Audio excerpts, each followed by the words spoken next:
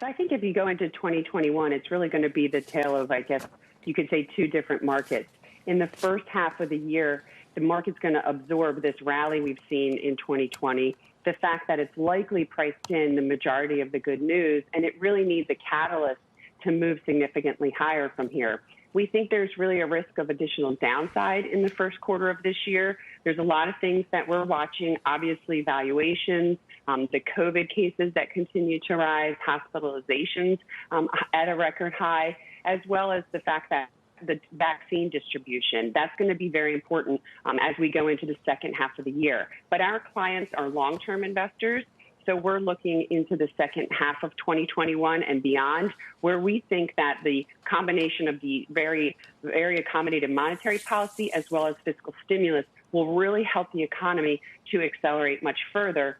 And you're going to get this second wave of pent-up demand, and that's going to be through some of the travel side of the economy, the movie theaters, getting back to some sense of normalcy. So we like that small and mid-cap space because those are some of the area that may benefit from that. And then the international market as well, which should benefit from the resurgence of global growth in the second half of next year. Yeah, international markets also get the benefit of any rotation toward value, as we've seen some recently. Kenny, strong markets through the end of a year tend to, beget strength at some point down the road. What are you seeing tactically out there in terms of what's right ahead of us in terms of the opportunities and maybe some of the risks in January?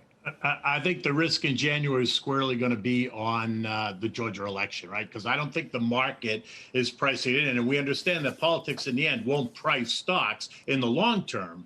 But it will create some chaos, or has the opportunity to create some chaos in the short term. And I think that's kind of the pothole that's directly in front of us, just because I don't think the market is pricing in the potential flip. The market always thought that it was going to be a GOP win and it was going to remain a divided government, which in the end would be good for the markets and for the country, because it would force compromise and bring policy more to the center, which is where the majority of the country lives, right? But recently, my sense is that there's a real possibility that this flips on January 5th. As of January 6th, we'll find out. And I don't think the market's pricing in a complete Democratic sweep and then a two-year controlled administration by the Democrats, which would then create a whole nother conversation about energy and financials and regulation and technology. And when you talk about technology, you're talking about the FANG names, right? Breaking up the FANG names. You're not talking about technology as a sector, because I still think there's massive opportunity in technology. But sometimes when people say technology, they immediately think of the FANG stocks, and technology is so much bigger than just those five names.